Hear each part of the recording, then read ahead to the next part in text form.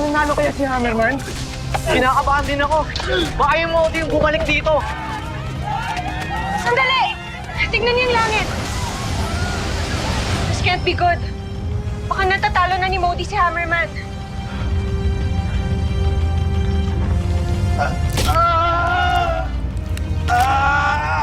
Pero Gwen, wala na tayong magagawa para sa kanya. Tama si Tito Hector, kailangan natin umalis dito. And go where? Kapag natalo ni Modi si Hammerman, babalik siya dito at maghahari-harian ulit. Kapag nangyari yon, hindi na tayo makakawala sa kanya. Tama si Gwen. We should all root for Hammerman.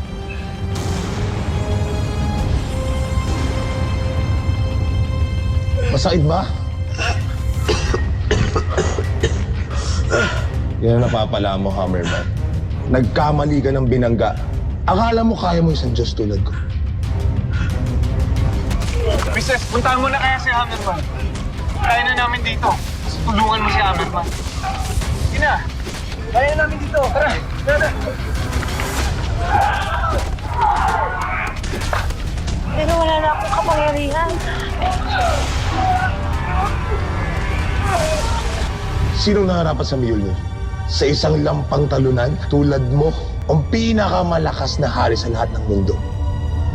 Ako.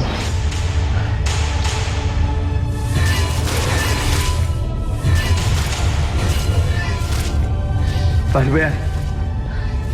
Mukhang ayaw pa din sa'yo ng Mjolnir. Tanggapin mo na lang kasi, Modi, na kahit anong gawin mo, hindi mo papasunod ang Mjolnir! Tumahimik ka! Ikaw ang talunan dito.